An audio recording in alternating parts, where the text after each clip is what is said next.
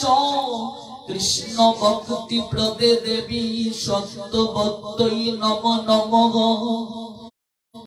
ওম শ্রী সনাতন ভট্ট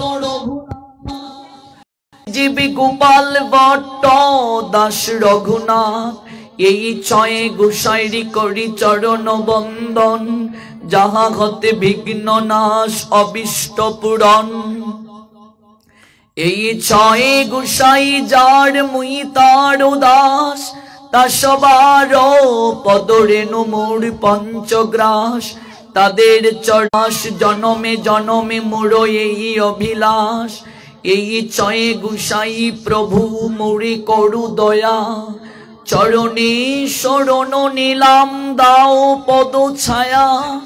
এই ছয়ে গোসাই জবে ব্রজি কৈলাবাস রাধা কৃষ্ণের নিত্য লীলা করিলা প্রকাশ মনিরানন্দে বল হরি বজ বৃন্দাবন। শ্রী গুরু বৈষ্ণব পদে মজাইয়া মন শ্রী গৌর বৈষ্ণব পাদ পদ্ম করিয়াস নাম সংকীর্তন কহে নরোত্তম দাস। জয় জয় শ্রী কৃষ্ণ চৈতন্য প্রভু নিত্যানন্দ শ্রী অদ্বৈত। একটি বিশেষ কারণকে হৃদয়ে লালন করে আমরা উপনীত হয়েছি মাছুলিয়া সরকার পাড়াতে শ্রী চরণ সরকার মহাত্মনের কথা বলা যাবে না, ভগবানের কথা মনে রাখবেন। সাধু সঙ্গে জীব তরে আবার সাধু সঙ্গে জীব মরে। মুখ দিয়ে কোনো শব্দ উচ্চারণ কথা সংক্ষেপ করবেন না, আপনি বিস্তারিত শ্রবণ করান। 7 দিন 7 রাত্রি কথা শ্রবণ করলেন। এই কথা এতটা অমৃত তুল্য, এই কথার মাঝে ভগবান তার সমস্ত শক্তি অর্পণ করে দিয়েছেন। চৈতন্য মহাপ্রভু তাই বললেন তত্রর্পিতা নিয়মিত স্মরণেন কালো। প্রতিটা জীবের কর্তব্য হচ্ছে এই কথাকে নিয়মিত শ্রবণ করা। তত্রর্পিতা নিয়মিত স্মরণেন কালো। এখানে সিগারেট খাবেন না বাবা, এটা সিগারেট খাওয়ার জায়গা না। ভগবানের কথার আসর এটা, প্রাজ্ঞ হয়েছেন বুঝতে হবে। ভগবানের কথা যেখানে আস্বাদন করা হয় এটা বৃন্দাবন ধাম, কাজে আচরণ শিখতে হবে। আজকে আমরা সনাতন ধর্মের হিন্দু সমাজের লোকেরা ধর্মের কোনো কিছু বুঝি না, ধর্মের আনুষঙ্গিক বিষয়ে সম্পর্ক আমরা অবগত নই। গীতা পাঠটাকে আমরা একেবারে সাধারণ একটা বিষয় নিয়ে নিয়েছি, যে একটা শ্রাদ্ধানুষ্ঠানে গীতা পাঠ করতে হয়, একটা অনুষ্ঠানে একটা আচার অনুষ্ঠানে একটু গীতা পড়তে হয়। আমরা এইভাবেই প্রথানুযায়ী চলছি। একজন আসলেন, উনি 2-1টা কথা বলে চলে গেলেন, আয়োজনকারী ভক্তদেরকেও খুঁজে পাওয়া যায় না তাদেরকে কৃষ্ণ কথা শুনতে। উলুধ্বনি দিতেও বলতে হয় মাগো উলুধ্বনি দাও, উনি রান্নাঘর থেকে উলুধ্বনি দিলেন। সব জায়গায় চলছে এরকম, কল্যাণ হবে না। ভগবানের কথা কেন আস্বাদন প্রয়োজন, প্রয়োজনটা কি, ভগবানের কথা কিভাবে আয়োজন করা প্রয়োজন। এই কলিযুগে অপ্রাকৃত কথা শ্রবণের মাধ্যমে জীবের ভববন্ধন দূর হবে। ভক্তির 64টা অঙ্গের মাঝে সর্বশ্রেষ্ঠ অঙ্গটা হচ্ছে শ্রবণাক্য ভক্তি। শ্রবণ করলেই মঙ্গল হবে। ওই শ্রবণটা করতে কি হবে, কিভাবে করব শ্রবণ? শ্রদ্ধাবান অনুসুয়চ, ভগবানের কথা শুনতে হবে শ্রদ্ধার সঙ্গে, শ্রদ্ধাবান। অনসুওচ অসুয়া থেকে রহিত হয়ে। শৃণুয়াত, শৃণুয়াত মানে শ্রবণ করা। শ্রদ্ধার সঙ্গে শ্রবণ করতে হবে, কায় মন বাক্যে শ্রবণ করতে হবে। সপি মুক্ত সুবান লুকান প্রাপ্নুয়াত পুণ্যকর্মণাম, তখন সেই ব্যক্তি পুণ্য কর্মকারীদের নিয়ে অচিরাত এই সংসারের বন্ধন থেকে মুক্ত হবে। এটা একটা প্রক্রিয়া, কারণ ভগবান তার সমস্ত শক্তি তার নামের মাঝে, কথার মাঝে অর্পণ করে দিয়েছেন। নাম নাম অকারী বহুদা নিজ সর্ব শক্তি। ভগবান তার সমস্ত শক্তি তার নামের মাঝে, কথার মাঝে দিয়েছেন। তত্রর্পিতা নিয়মিত স্মরণেন কালো, জীবের কর্তব্য হচ্ছে এই কথাকে নিয়মিত শ্রবণ করা। শ্রবণ করলেই মঙ্গল হবে। আমরাও শ্রবণ করার জন্য আজ উপনীত হয়েছি একটা বিশেষ কারণে। কারণটা কি? চরণ সরকার মহাত্মনের পরলোকগত আত্মার শান্তি কামনায়, বৈষ্ণব সেবায়। একটা কথা মনে রাখবেন, সন্তান ধারণের উদ্দেশ্যটা কি?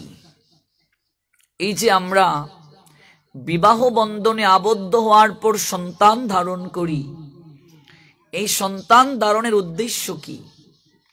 শাস্ত্র বলছেন সন্তান ধারণের উদ্দেশ্য হচ্ছে পিণ্ডদানের মাধ্যমে পিতামাতাকে উদ্ধার করা। পিণ্ড মানে কি? পিণ্ড মানে হচ্ছে প্রসাদ, ভগবানের নিবেদিত প্রসাদ, যে পিতামাতা পরলোকগত হয়ে গেছেন তাদের উদ্দেশ্যে নিবেদন করা। একটা সন্তানের কলিযুগে পিতামাতার আত্মার শান্তি কামনায় তিনটা কার্য করার জন্য শাস্ত্র নির্দেশ দিয়েছেন। পিতামাতা যদি দেহ রাখেন, একটা সন্তানের তিনটা কর্তব্য হচ্ছে এই কলিযুগে সম্পাদন করা। কেন করতে হবে? কারণ এই পিতামাতার মাধ্যমেই আপনার আমার দেহটা জগতে এসেছে। পিতামাতা হচ্ছেন মাধ্যম, ভগবানেরই নির্দেশে পিতামাতার মিলনের মাধ্যমে আসা পিতামাতা মাধ্যম। এই জন্য পিতামাতার মাধ্যমে যেহেতু দেহটা পাওয়া, প্রত্যেক সন্তানের এখানে একটা দায়বদ্ধতা থেকে যায়। অত্যন্ত তত্ত্ব কথা বলছি, মনোযোগ সহকারে শুনতে হবে। দায়বদ্ধতাটা কি?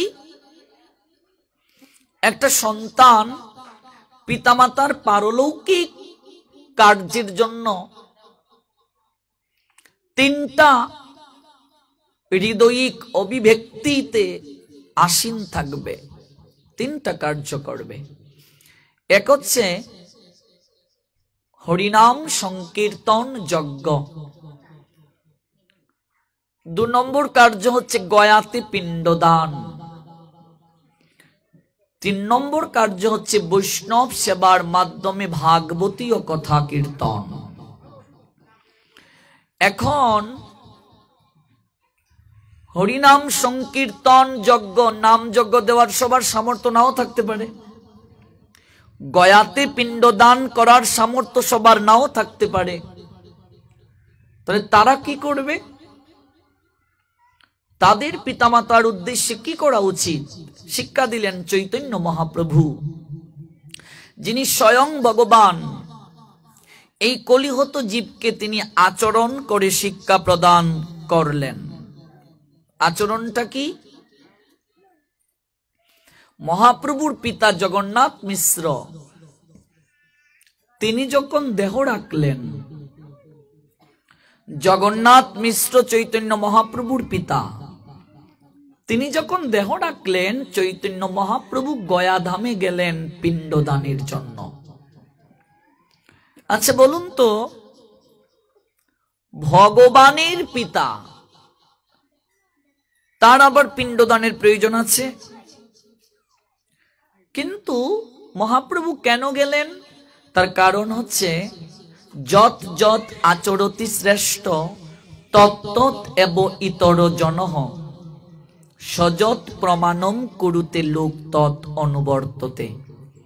শ্রেষ্ঠ ব্যক্তিগণ যা আচরণ করেন অপর সাধারণ জন তাকে অনুকরণ করেন। তিনি যা জগতে প্রমাণ বলে রেখে যান সবাই তাকে অনুসরণ করেন। ভগবান নিজে আচরণ করে জগৎ জীবকে শিক্ষা দিচ্ছেন। আপনি আচরে প্রভু জীবেরে শেখায়, আপনি না আচরিলে জীবকে শেখানো না যায়। নিজে আচরণ না করলে জগৎ সেটা গ্রহণ করবে না। ভগবানের জগতের বুকে জন্ম কর্ম সবকিছু দিব্য। জন্ম কর্ম চমে দিব্যম এবং জবেত্তি তত্ত্বত ত্যক্তা দেহম পুনর্জন্ম নয়েতি মামেতি সর্জুন। ভগবানের জন্ম কর্ম সব দিব্য। ভগবান বলছেন আমার জগতের বুকে জন্মও নাই কর্মও নাই। নমে পার্থস্তি কর্তব্যম ত্রিষু লোকেষু কিঞ্চন ন অনবাপ্তব্যম অবাপ্তব্যম বর্তেব চ কর্মাণি। ভগবান বললেন তৃতীয় অধ্যায় কর্মযুগের 22 নং শ্লোকে, যদি হে অহম ন বর্তয়ম জাতু কর্মণি অতিনৃত মম বর্ত অনুবর্তন্তে মনুষ্যে পার্থ সর্বস্ব। তৃতীয় অধ্যায় কর্মযুগের 23 নং শ্লোকে ভগবান বললেন আমার জন্ম কর্ম কিছুই নেই, তথাপি আমি কর্ম করি। আমি যদি কর্ম না করি জগতের কেউ কর্ম করবে না। আমি আচরণ না করলে কেউ সেটা গ্রহণ করবে না। ভগবানের জন্ম নেই কর্ম নেই, তথাপি তিনি জন্ম গ্রহণ করেন আচরণ করে শিক্ষা দেওয়ার জন্য। তাই তো পরমেশ্বর ভগবান কৃষ্ণ চৈতন্য হয়ে আসলেন, গৌর হয়ে আসলেন, তিন বাঞ্ছাকে হৃদয়ে লালন করে। আজকে তিনি তার পিতা মারা যাওয়ার পর, দেহ রাখার পর, সদামে চলে যাওয়ার পর তিনি গয়াধামে নিজে গেলেন পিণ্ড দান করতে। পিণ্ড দান করতে গিয়ে এক অভিনব শিক্ষা দিলেন জগৎ জীবকে। যারা গয়াতে পিণ্ড দান করতে পারবে না, নাম যজ্ঞানুষ্ঠান করতে পারবে না, তাদের পিতামাতার জন্য কর্তব্যটা কি? যাদের সামর্থ্য নেই, কিংবা এই তিনটা কার্য যদি কেউ করতে পারে তাহলে তো অবশ্যই সেটা বেস্ট। গয়াতে পিণ্ডদান, নাম যজ্ঞানুষ্ঠান আর বৈষ্ণব সেবা। মহাপ্রভু সেখানে গেলেন, গয়াতে গিয়ে দর্শন করলেন ঈশ্বর পুরীপাদকে। ঈশ্বর পুরীপাদকে মহাপ্রভুর গুরুদেব মাধবেন্দ্র পুরীপাদের শিষ্য। এই ঈশ্বর পুরীপাদকে দণ্ডবোধ প্রণাম দিয়ে গৌর হরি বললেন, প্রভু বলে গয়া যাত্রা সফল আমার, যতক্ষণে দেখিলাম চরণ তোমার। মহাপ্রভু ঈশ্বর পুরীপাদকে দর্শন করে বলছেন, আমার গয়াধামে আসা সার্থক হয়ে গেল আপনার মতো বৈষ্ণবকে দর্শন করে। এই যে আজ বৈষ্ণব সেবা হলো, পরলোকগত চরণ সরকার মহাত্মনের আত্মার শান্তি কামনায় এই বৈষ্ণব সেবাটা কলিযুগে কতটুকু গুরুত্বপূর্ণ, এই বৈষ্ণব সেবা কিভাবে জগৎ সংসারে প্রচার হলো, এই বৈষ্ণব সেবার মহিমা কি, এই বৈষ্ণব সেবা করলে কি কল্যাণ হবে, এই বৈষ্ণব সেবা আমাদের মনুষ্য জীবনে কতটা তাৎপর্য, এই হচ্ছে আজকে আমাদের আলোচ্য বিষয়। দেখুন মহাপ্রভু দণ্ডবোধ প্রণাম দিয়ে বলছেন, প্রভু বলে গয়া যাত্রা সফল আমার, যতক্ষণে দেখিলাম চরণ তোমার। গৌর হরি বললেন, ওহে মহাত্মন, আমার গয়াতে পিণ্ডদান করা আজ সার্থক হলো আপনার মতো বৈষ্ণবকে দর্শন করে।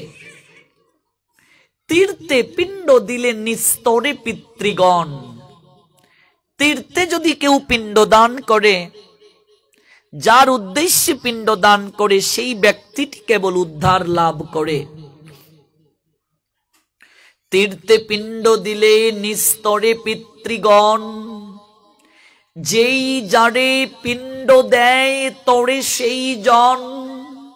যার উদ্দেশ্যে পিণ্ড দেয়া হয় সেই ব্যক্তিটি উদ্ধার পায়। তোমা দেখিলেই মাত্র কুটি তীর্থগণ, অনায়াসে সর্ববন্ধ পায় বিমোচন। কিন্তু একজন ভক্তকে, আচরণশীল বৈষ্ণবকে, সাধুকে দর্শন করলে, ঈশ্বর পুরীপাদকে দর্শন করে মহাপ্রভু বলছেন, আপনার মতো একজন বৈষ্ণবকে দর্শন করলে কোটি কোটি পিতৃপুরুষগণ অনায়াসে ভবের বন্ধন থেকে মুক্ত হয়ে চলে যায়। তোমা দেখিলেই মাত্র কোটি পিতৃগণ, অনায়াসে সর্ববন্ধ পায় বিমোচন। অতএব তীর্থ নহে তোমারও সমান, তীর্থেরও পরম তুমি মঙ্গল বিধান। সংসার সমুদ্র হইতে উদ্ধার মুড়ে, এই আমি দেহ সমর্পিলাম তোমারে।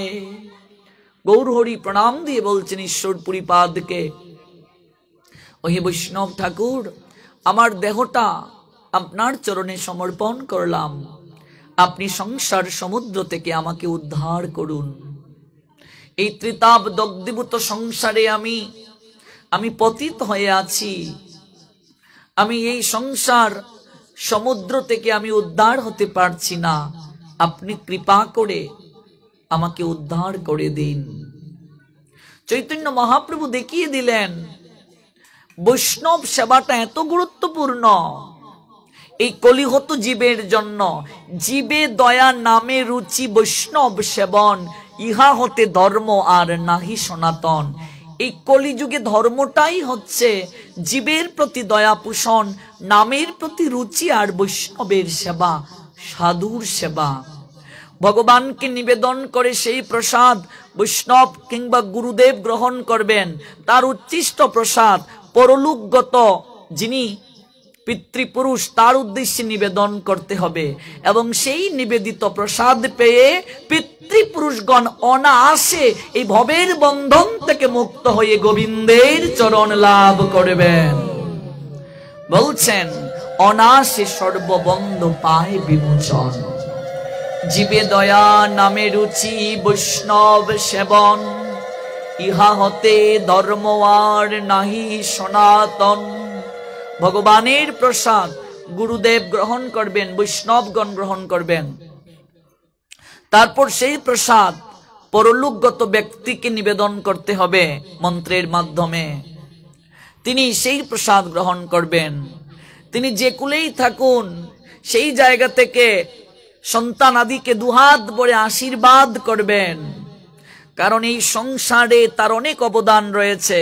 তার মাধ্যমে আমি দেহ পেয়েছি, তার মাধ্যমে আমার একটা পরিচয় পেয়েছি আমি।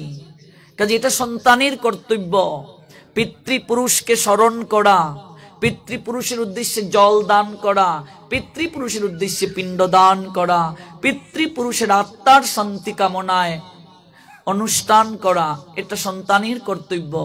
যদি কোনো সন্তান না করেন তাহলে সেই পিতৃপুরুষগণ তিনি পরলোকগত ধাম থেকে সন্তানগণকে অভিসম্পাদ বর্ষণ করেন। কারণ এই সংসারে তাদেরকে রেখে গিয়েছেন পিতৃপুরুষগণ। কেন? পিণ্ড দান, পিণ্ড মানে প্রসাদ, আঠার দলা নয়। ভগবানকে নিবেদন করে প্রসাদ পিতৃপুরুষগণকে দিতে হবে। তিনি যে লুকেই যান সেই জায়গা থেকে আশীর্বাদ বর্ষণ করবেন। গরুর পুরাণে উল্লেখ আছে বৈষ্ণব সেবা শ্রাদ্ধানুষ্ঠানে এতটা গুরুত্বপূর্ণ, এবং কৃষ্ণ কথা যদি কেউ শ্রাদ্ধানুষ্ঠানে আস্বাদন করে, সেই পিতৃপুরুষগণ কৃষ্ণ কথা শ্রবণ করে অত্যন্ত প্রীত হন তারা। কারণ এই মনুষ্য জীবনের উদ্দেশ্য হচ্ছে কৃষ্ণ বুঝিবার তরে সংসারেতে আইয়া, কাহারে ভজয়ে মুড়ো কিসেরও লাগিয়া। এই সংসারে আমরা কেন এসেছি? কৃষ্ণ ভজন করার জন্য। কৃষ্ণ ভজন যদি কেউ না করতে পারেন, এই মনুষ্য জীবনের উদ্দেশ্য যদি কেউ অবগত না হন, তাহলে তার মতো অভাগা জগতে আর কেউ নেই। এই জন্য এই সংসারের ত্রিতাপ জ্বালাকে উপশম করতে গেলে কৃষ্ণদাস বলছেন, সাধু সঙ্গ বিনা তোমার কোথায় আছে ইষ্ট, বৈষ্ণব চরণে মজ ঘুচিবে অনিষ্ট।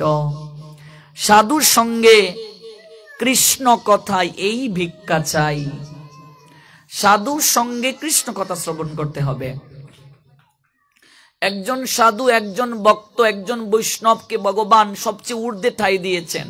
আচ্ছা বলুন, এই বৈষ্ণব সেবাটাকে এত গুরুত্ব কেন দিলেন মহাপ্রভু? কারণ মহাপ্রভু কিংবা ভগবান কৃষ্ণ ওনারা তো অভেদ, যেই গৌর সেই কৃষ্ণ, সেই জগন্নাথ। কৃষ্ণ যিনি, জগন্নাথও তিনি, মহাপ্রভুও তিনি, এক একটা রূপ। স্বয়ং ভগবান কৃষ্ণ বললেন, গোবিন্দ বলেন মম বৈষ্ণব পরাণ। একজন ভক্ত, একজন শুদ্ধাচারী ভক্ত, একজন বৈষ্ণব, তিনি হচ্ছেন গোবিন্দের প্রাণ। গোবিন্দ বলেন মম বৈষ্ণব পরাণ, বৈষ্ণব হৃদয়ে সদা মুই করি বিশ্রাম। ভগবান বলছেন, আমি বৈষ্ণব হৃদয়ে সদা বিশ্রাম করি। গোবিন্দ বলছেন, বৈষ্ণব আমার প্রাণ হয়।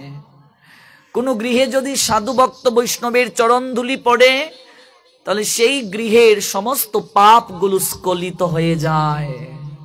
পূর্বপুরুষগণ তারাও পরম প্রশান্তি লাভ করেন, তাদের সন্তান সন্ততিকে আশীর্বাদ করেন। সেই ভক্ত বৈষ্ণবের কাছে প্রার্থনা কি করা প্রয়োজন? মহাপ্রভু বললেন, সংসার সমুদ্র হইতে উদ্ধার হ মোরে, এই আমি দেহ সমর্পিলাম তোমারে। কাজী বৈষ্ণব সেবাতে বা শ্রাদ্ধানুষ্ঠানে আমাদের আচার্যগণের সিদ্ধান্ত হচ্ছে হরিদাস চরিত কথা আস্বাদন করা, হরিদাস নির্জান আস্বাদন করতে হয়। তাই চলুন আমরা আজকের এই অপ্রাকৃত বৈষ্ণব সেবা এবং কৃষ্ণ কথা কীর্তন অনুষ্ঠানে আমরা আচার্যগণের সিদ্ধান্ত অনুযায়ী, যার উদ্দেশ্যে আজকের এই অনুষ্ঠান, সেই পরলোকগত আত্মার শান্তির মনোরথে আমরা হরিদাস চরিত কথা আস্বাদন করি। চৈতন্য চরিতামৃতের অন্তলীলার একাদশ পরিচ্ছেদে স্বয়ং কবিরাজ গোস্বামীপাদ এই অপ্রাকৃত তত্ত্ব আমাদেরকে আস্বাদন করিয়েছেন। একজন বৈষ্ণব, একজন ভক্ত মহাপ্রভুর কতটা প্রিয়, ভগবানের কতটা প্রিয় হন, এবং এই বৈষ্ণব সেবা কতটা গুরুত্বপূর্ণ, চৈতন্য মহাপ্রভু নিজে আচরণ করে জগৎ জীবকে শিক্ষা দিলেন। আমরা শ্রী অদ্বৈত বিলাস গ্রন্থে দেখতে পাই 1372 শকাব্দে এবং 1407 শকাব্দে, এক হচ্ছে 1372 শকাব্দে হচ্ছেন হরিদাস ঠাকুরের আবির্ভাব, আর 1407 শকাব্দে হচ্ছেন মহাপ্রভুর আবির্ভাব। সুতরাং হরিদাস ঠাকুর মহাপ্রভু অপেক্ষা 35 বছরের বড় ছিলেন। চৈতন্য মহাপ্রভু অপেক্ষা হরিদাস ঠাকুর হচ্ছেন 35 বছরের বড়। এই হরিদাস ঠাকুরই ছিলেন ব্রহ্মা, চতুর্মুখী ব্রহ্মা। ব্রজলীলাতে একটা অপরাধ করেছিলেন, ভগবানের সখাদেরকে হরণ করেছিলেন। কৃষ্ণ ভগবান কিনা সেটা পরীক্ষা করার জন্য নবলক্ষ ধেনুকে তিনি হরণ করে একটা পাহাড়ের গুহার মাঝে রেখে দিয়েছিলেন। পরবর্তীতে ভগবান কৃষ্ণ তাকে যবন কুলে পাঠানোর নির্দেশ দিলেন। ওই ব্রহ্মা লীলাতে পুষ্টি সাধন করার জন্য যবন কুলে এসে আবির্ভূত হলেন। অর্থাৎ আমাদের এই বাংলাদেশের খুলনা বিভাগের সাতক্ষীরা জেলার কলারুয়া উপজেলার কেরাগাছি বুরন পরগনা, যেখানে হরিদাস ঠাকুর জন্ম নিলেন, কলিযুগে ব্রহ্মা জন্ম নিলেন আমাদের বাংলাদেশের খুলনা বিভাগের সাতক্ষীরা জেলার কলারুয়া উপজেলার কেরাগাছি বুরন পরগনায়। লীলাতে পুষ্টি সাধন করার জন্য মা এই হরিদাস ঠাকুর, যিনি নামাচার্য, নামের আচার্য, আচার্য মানে শিক্ষক, নামাচার্য, জগৎ জীবকে 3 লক্ষ হরিনাম করে শিক্ষা দিলেন। এই কলিহত জীবের এই ভবনদী পার হওয়ার একমাত্র সম্বল হচ্ছে কৃষ্ণ নাম, একমাত্র সম্বল হরিনাম। হরিনাম ব্যতীত, কৃষ্ণ নাম ব্যতীত এই কলিহত জীবের উদ্ধারের আর কোনো পথ নেই। শিক্ষা দিলেন হরিদাস ঠাকুর। তিনি নিজে 3 লক্ষ হরিনাম জপ করতেন। 3 লক্ষ হরিনাম পূর্ণ না করে প্রসাদ পর্যন্ত গ্রহণ করতেন না। একটা গণিকা লক্ষ হীরা তাকে কামনায় আবেশিত করে তার ধ্যানকে ভাঙ্গানোর জন্য রামচন্দ্র কাপ থেকে প্রেরিত হয়েছিল। সেই বার বনিতা পতিতা লক্ষ হীরা সেও এসে 3 রাত্রি এই নাম শুনে বৈষ্ণবী হয়ে গিয়েছিল। নামের কি শক্তি! সেই নামাচার্য শ্রী হরিদাস ঠাকুরকে দিয়ে বৈষ্ণবের মহিমা জগতের বুকে প্রকাশ করলেন মহাপ্রভু। আমরা দেখতে পাই চৈতন্য চরিতামৃতের অন্তলীলা। সেই অন্তলীলার 11 পরিচ্ছেদে চৈতন্য মহাপ্রভু শিক্ষা দিলেন। জপ করতে করতে হরিদাস সিদ্ধ হয়ে গেলেন। এখন তার বয়স বেড়ে গেছে, বৃদ্ধ তিনি, তথাপি শুয়ে শুয়ে হরিনাম করছেন। মহাপ্রভু গোবিন্দ দাস মহাপ্রভুর একজন ভক্ত, তাকে দিয়ে প্রতিদিন মহাপ্রভু হরিদাসের জন্য প্রসাদ দিয়ে পাঠাতেন। জগন্নাথের প্রসাদ মহাপ্রভুর জন্য রাখা হতো, একটা নৈবেদ্যের থালা মহাপ্রভুর জন্য রাখা হতো। মহাপ্রভু সেই প্রসাদ গ্রহণ করে উচ্ছিষ্ট প্রসাদ গোবিন্দ দাসকে দিয়ে হরিদাস ঠাকুরের জন্য পাঠাতেন। গোবিন্দ দাস প্রসাদের থালা নিয়ে আসলেন। এসে দেখেন হরিদাস শুয়ে শুয়ে হরিনাম করছে। চৈতন্য চরিতামৃতে কৃষ্ণদাস কবিরাজ গোস্বামী পাদ অন্তলীলার 11 পরিচ্ছেদে দেখিয়ে দিলেন, একদিন গোবিন্দ মহাপ্রসাদ লইয়া হরিদাসকে দিতে গেল আনন্দিত হইয়া। মহাপ্রভু প্রত্যেক দিন তাকে দায়িত্ব দিলেন, গোবিন্দ আমার হরিদাস হরিনাম করে। তৎকালীন সময়ে বর্ণ এবং জাত এই নিয়ে খুব বেশি মাতামাতি ছিল। হরিদাস ঠাকুরকে জগন্নাথ পুরী ধামের ভেতরে ঢুকতে দেয়া হতো না। হরিদাস ঠাকুরকে যবন বলে কেউ স্পর্শ পর্যন্ত করতে পারত না। এই নিয়ে হরিদাসের চোখ বেয়ে যখন জল ঝরত, মহাপ্রভু হরিদাসকে বললেন, দেখুন বৈষ্ণবের মহিমা কি। হরিদাস, তোমাকে জগন্নাথ দর্শন করতে যেতে হবে না। তুমি প্রত্যেক দিন তোমার ভজন কুটির থেকে এই যে পুরী ধামের চূড়াটা, মন্দিরের চূড়াটা দেখতে পাচ্ছ, ওই চূড়াকে যদি তুমি প্রতিদিন তোমার ভজন কুটির থেকে দর্শন করো, তাতেই তোমার জগন্নাথ দর্শনের কৃপা হয়ে যাবে। এবং বললেন, দেখবেন পুরী ধামে যারা গিয়েছেন দেখবেন একটা পতাকা নিশান সর্বদা উড়ে। কেউ গিয়েছেন কি পুরী ধামে? একটা নিশান উড়ে। এই পুরী ধামের একটা বিশেষত্ব রয়েছে, এটা অলৌকিক। এখানে মা অন্নপূর্ণা স্বয়ং রান্না করেন। এই পুরীর রান্নাঘর পৃথিবীর সবচেয়ে বৃহৎ রান্নাঘর। প্রতিদিন 1 লক্ষ লোকের রান্না করা হয়। একটার উপর একটা হাঁড়ি বসানো হয় মা, এরকম 60টা হাঁড়ি। সবচেয়ে উপরের হাঁড়িটা আগে রান্না হয়। এটা গিয়ে দর্শন না করলে আপনি উপলব্ধি করতে পারবেন না।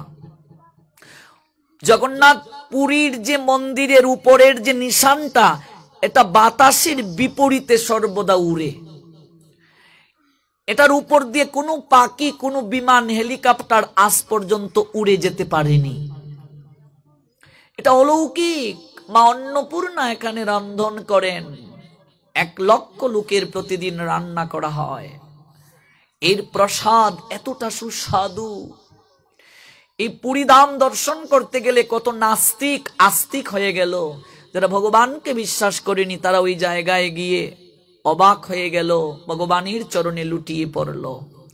যদি কোনোদিন সৌভাগ্য হয় জগন্নাথ পুরী ধাম দর্শন করতে, আপনারা যাবেন পুরী ধামে জগন্নাথকে দর্শন করতে। জয় নিতাই গৌর হরি বল। চৈতন্য মহাপ্রভু প্রত্যেক দিন গোবিন্দকে দিয়ে প্রসাদ পাঠাতেন আর বলতেন, তোমাকে মন্দিরে আসার প্রয়োজন নেই, তুমি প্রত্যেক দিন ওই যে চক্রটা দেখতে পাচ্ছ মন্দিরের উপরে, এটাকে যদি প্রণাম করো তাতেই তোমার জগন্নাথ দর্শনের কৃপা হয়ে যাবে।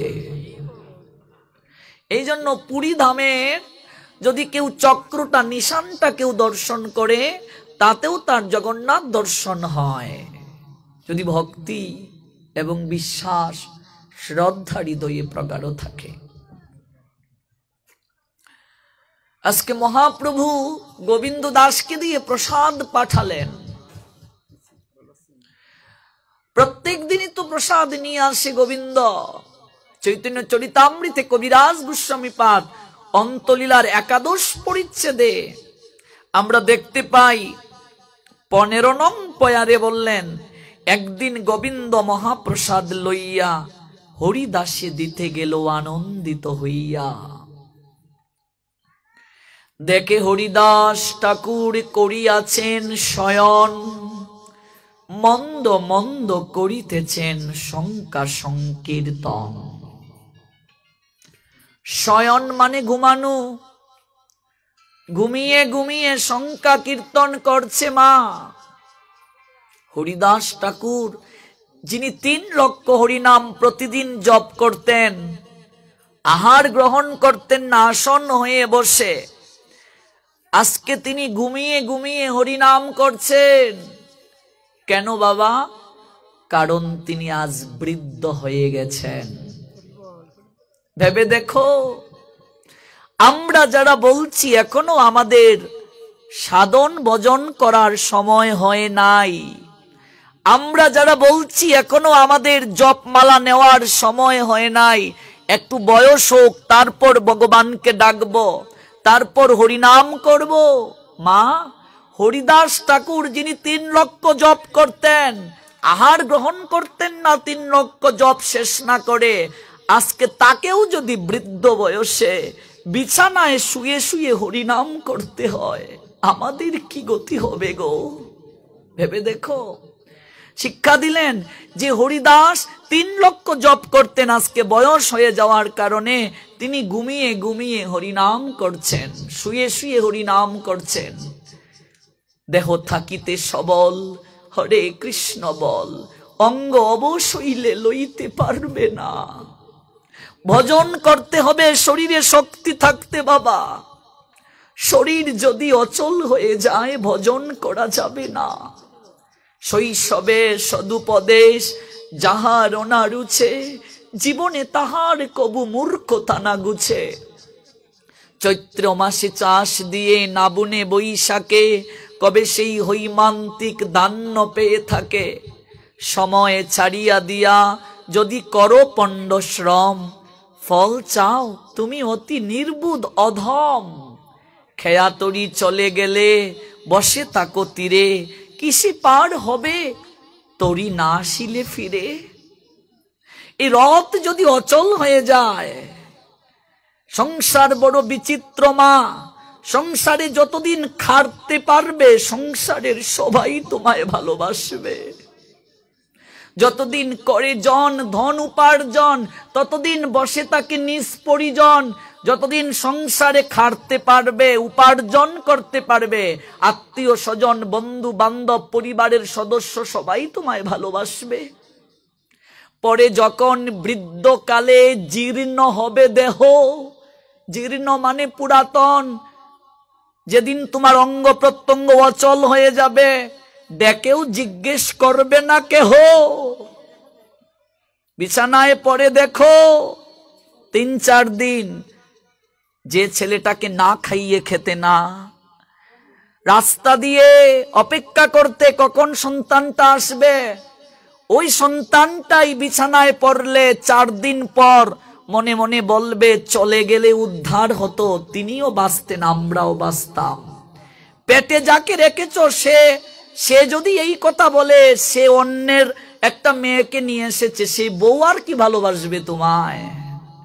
যাকে পেটে রেখেছ সেই বলবে জঞ্জাল মরলেই বাঁচি, একে সোপাকিবে দন্ত নড়িবে, সম্বল হবে তোমার লাঠি, পুত্র পরিজন সকলে বলিবে এই জঞ্জাল মরলেই বাঁচি। চুল যেদিন পাকবে, দাঁত যেদিন নড়বে, সম্বল যেদিন লাঠি হবে, তখন সবাই বলবে মরে গেলে বাঁচি। যারা বলছেন সময় হয় নাই, ভুল করছেন। সময় কখন? বৃদ্ধ হয়ে গেলে তো আপনি আপনার দেহটাকেই সমর্থন করতে পারবেন না, আপনি আপনার দেহটাকে নিয়েই তো ব্যস্ত থাকবেন। এই সময় ভগবানকে কিভাবে ডাকবেন? এই জন্য 8 বছর বয়স থেকে ভজন শুরু করতে হয়। ভেবে দেখো, 8 বছর বয়স থেকে কম করেই যদি করতাম, 4 মালা করেই যদি নাম নিতাম, 4 মালা জপ করতে 30 মিনিট সময় লাগে। 8 বছর বয়স থেকে যদি 4 মালা করে করতাম, 50 বছর যদি আপনার হয়, এই 50 বছরে কত মালা ভিতরে জমা করে রাখতে পারতে মা? ভেবে দেখো। আমরা যৌবন হারিয়ে, শক্তি হারিয়ে, সংসারে যখন সবার কাছে বুঝা, তখন এসে গোবিন্দের কাছে মাথা ঠুকাই, ঠাকুর তুমি ছাড়া কেউ নাই। ভগবান হয়তো ভাবেন, হাসেন, যেদিন তোর ডাকার সময় ছিল সেদিন বলেছিলে সময় নাই, সময় নাই, সময় নাই, আর তোকেও দেখার আমার সময় নাই। যতক্ষণ পর্যন্ত সন্তান কান্না করে না, ততক্ষণ পর্যন্ত মাও সহজে সন্তানকে কুলে নেয় না। খেলনা দিয়ে মা বলে বাবা তুই খেলা কর, আমি কাজ করি সংসারের। সন্তান যদি বলে ও মা আমি কুলে উঠবো, মা বলবে বললাম না একটু পরে নেব, কাজটা সেরে নেই। সন্তান যখন কান্না শুরু করে, মা হাতের কাজ ফেলে দৌড়ে এসে সন্তানকে কুলে নেয়। যতক্ষণ পর্যন্ত সন্তান না ডাকে, না কান্না করে, মাও কুলে নেয় না। আর ভগবানকে ডাকবে না, শেষের দিনে ভগবান তোমার কান্ডারি হবে, ভগবান তোমার সঙ্গী হবে, ভগবান তোমাকে উদ্ধার করবে, ভগবান তোমাকে কৃপা করবে। এত সহজ নয়। এই জীবন বড় বিচিত্রময়। আজকে হরিদাসকে দিয়ে মহাপ্রভু দেখিয়ে দিলেন যে হরিদাস 3 লক্ষ নাম জপ করতেন। আজকে সেই হরিদাস বৃদ্ধকালে শুয়ে শুয়ে নাম নিচ্ছেন। সংসারকে দেখালেন, দেখো মনুষ্য জীব, হরিদাস ঠাকুরকে যদি বৃদ্ধকালে শুয়ে শুয়ে হরিনাম নিতে হয়, তোমাদের কি গতি হবে? তোমরা যে হরিনাম করছো না। গোবিন্দ প্রসাদ নিয়ে আসলেন।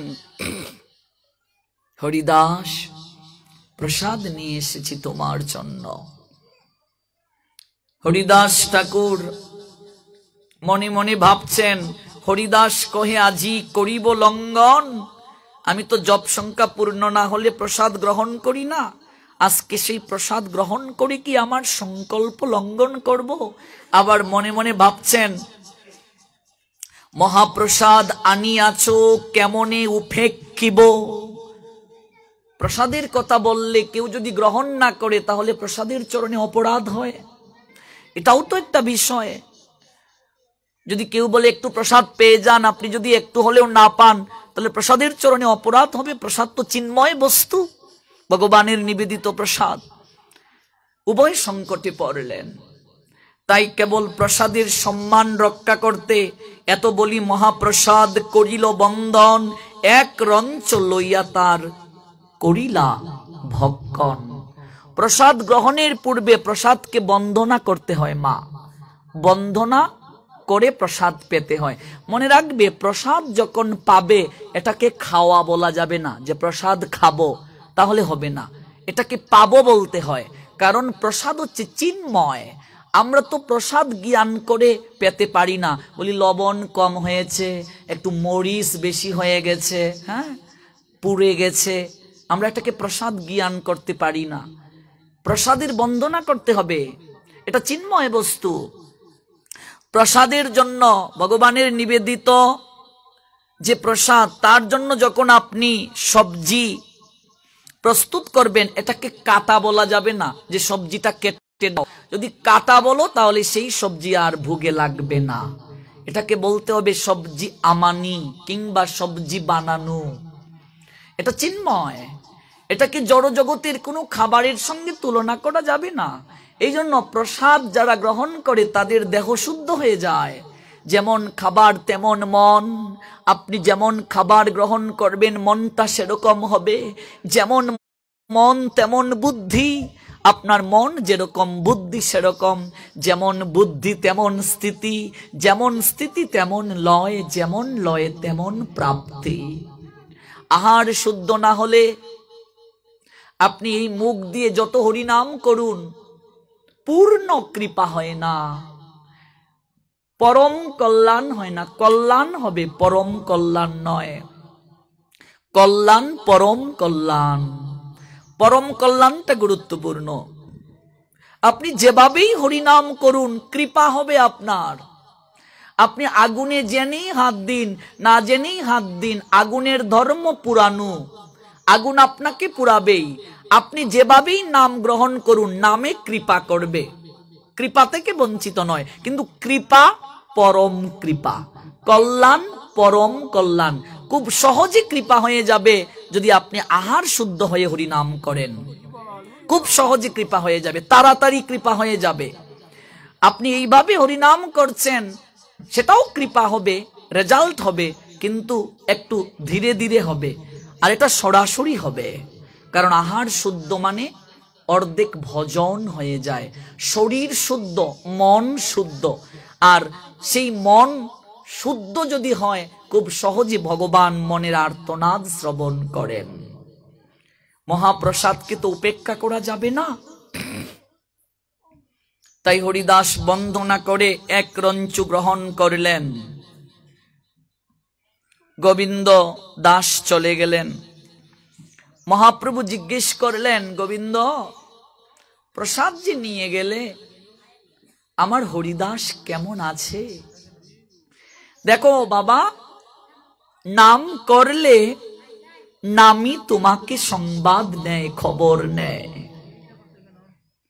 এই যে বসে বসে হরিনাম করছো, এই নাম ব্রহ্ম, এটা এই জগতের কোনো শব্দ নয়। হরে কৃষ্ণ, এটা এই জগতের কোনো শব্দ নয়, এটা চিন্ময় জগতের শব্দ ব্রহ্ম। নাম যখন করবে, নামের সহিত আছে আপনি শ্রী হরি। নাম নামই অভেদ। নাম যখন করবে, স্বয়ং নামই তোমার নিকটে আসতে বাধ্য। নাম যখন করবে, স্বয়ং নামই ভগবান তোমার কাছে আসতে বাধ্য, তোমার সংবাদ নিতে বাধ্য।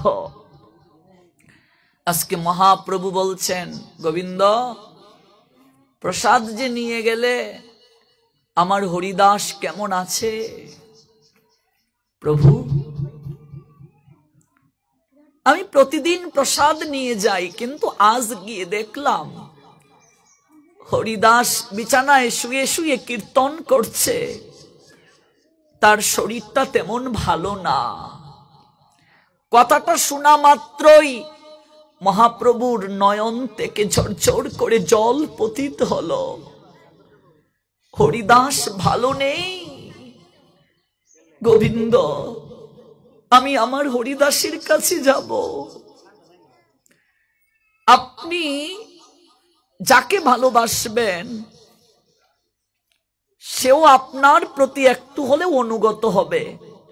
জড় জগতে আপনি যাকে ভালোবাসবেন, সে যদি আপনার প্রতি একটু হলেও অনুগত হয়, আর চিন্ময় জগৎ ভগবানকে যদি কেউ ভালোবাসে, ভগবান বলছেন আমি তাকে আরো অধিক ভালোবাসা বিনিময় করতে বাধ্য থাকি। আমি হরিদাসের কাছে যাব। গোবিন্দ, আমাকে তুমি হরিদাসের কাছে নিয়ে যাও। মহাপ্রভু পরদিনই প্রাতকালে হরিদাসের কাছে আসলেন।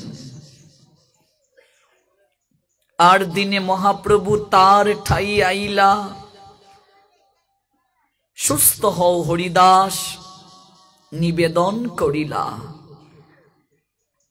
মহাপ্রভুকে দেখে হরিদাসের কি আনন্দ! প্রভু তুমি এসেছো আমার কাছে, কেমন আছো হরিদাস? প্রভু শরীর সুস্থ আছে। দেখুন, অসুস্থ শরীর, তথাপি বলছেন শরীর সুস্থ আছে। কৃষ্ণ ভক্ত যারা, এই জড় কুলসটাকে নিয়ে তারা এত ভাবে না। ওরা ভাবে এই দেহটা কাপড়ের নিয়ায়। মানুষ যেমন পুরাতন কাপড় ত্যাগ করে নতুন কাপড় পরিধান করে, আত্মাও তেমনি পুরাতন শরীর ত্যাগ করে নতুন আরেকটা শরীর ধারণ করে। শরীর ভালো আছে প্রভু, মন ভালো নেই। মন ভালো নেই কেন?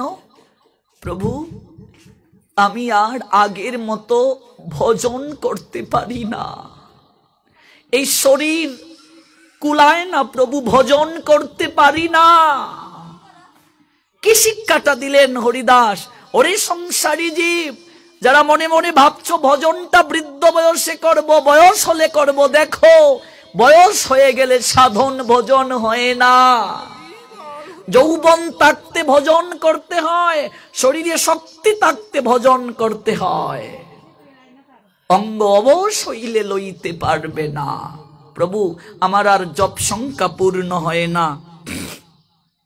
প্রভু কহে কোন বেদী কহত নির্ণয়, তিহু কহে সংখ্যা সংকীর্তন না পুরয়। প্রভু কহে বৃদ্ধ হইলা সংখ্যা অল্প করো, সিদ্ধ দেহ তুমি সাধনে আগ্রহ কেন ধরো। মহাপ্রভু বললেন হরিদাস তুমি তো জপ করতে করতে সিদ্ধ হয়ে গেছো, তোমার তো আর এখন এত বেশি হরিনাম জপ করার প্রয়োজন নেই। ভগবান বলছেন। হরিদাস কি বললেন? প্রভু এবে অল্প সংখ্যা করি সংকীর্তন, মাত্র 3 লক্ষ নাম জপ করি আমি। 3 লক্ষ জপকে মাত্র বলছেন হরিদাস। ভেবে দেখো মা, 3 লক্ষ নামকে মাত্র বলছেন, মাত্র 3 লক্ষ নাম জপ করি। প্রভু স্বতন্ত্র ঈশ্বর তুমি হও ইচ্ছাময়, জগৎকে নাচাও জয়ীছে যার ইচ্ছা হয়। তুমি স্বতন্ত্র ঈশ্বর, তোমার ইচ্ছাতে জগৎ সংসার চলে। তুমি যাকে যেভাবে নাচাও সেইভাবে সবাই নাচতে বাধ্য থাকে। প্রভু আমি তো তোমার হাতের পুতুল, জগতের সবাই তোমার হাতের পুতুল। অনেক নাচাইলে মুড়ে প্রসাদ করিয়া, বিপ্রের শ্রাদ্ধ পাত্র খাইলুম ম্লেচ্ছ হইয়া। তুমি আমাকে এতটা কৃপা করলে, ব্রাহ্মণের শ্রাদ্ধের অনুষ্ঠানে শ্রেষ্ঠ বৈষ্ণবের থালাটা তুমি আমায় দিলে, ম্লেচ্ছ কুলে জন্ম নেওয়ার পরও এতটা তুমি মর্যাদা আমাকে দিলে। দেখিয়ে দিলেন হরিদাস, কেউ যদি কৃষ্ণ পথে চলে তাহলে জগৎ সংসারে সে সবচেয়ে বেশি সম্মান পায়। হরিদাসকে দিয়ে দেখিয়ে দিলেন মহাপ্রভু, যারা কৃষ্ণ ভক্ত হয় জগতে সবচেয়ে তারা সম্মানীয়, ভগবান তাদেরকে সবচেয়ে বেশি সম্মান দেন। ম্লেচ্ছকুলে জন্ম নেওয়ার পরও বিপ্রের শ্রাদ্ধের অনুষ্ঠানের সর্বশ্রেষ্ঠ প্রসাদের থালাটা দেয়া হয়। আমাদের সনাতন সংস্কৃতিতে সর্বশ্রেষ্ঠ সম্মান কি জানো বাবা? কারো গৃহে যাওয়ার পর যদি তাকে মাল্য দ্বারা বরণ করা হয়, এটা সর্বশ্রেষ্ঠ সম্মান। শাস্ত্র বলছেন এটা সর্বশ্রেষ্ঠ পাদ্য অর্ঘ্য। যদি শ্রেষ্ঠ আসন দেয়া হয়, শ্রেষ্ঠ প্রসাদের থালাটা তাকে দেয়া হয়, এটার মতো সম্মান আর নেই। হরিদাসকে তাই দেয়া হলো, অদ্বৈত আচার্য দিলেন তার গৃহে। প্রভু আমি অস্পৃশ্য কুলে জন্ম নিয়েছি। প্রভু অনেকেই আমাকে স্পর্শ করলে নিজেকে অপবিত্র বলে জ্ঞান করে। এমন কি আমাকে দর্শন করলেও কেউ কেউ নিজেকে অপবিত্র বলে জ্ঞান করে। জড় জগতের মানুষদের অবস্থানটা বুঝাচ্ছেন। আর মহাপ্রভু বললেন, হরিদাস একই কথা বলছো, তোমার স্পর্শী আমি পবিত্র হইতে। হরিদাস তোমাকে স্পর্শ করি আমি নিজে পবিত্র হওয়ার জন্য।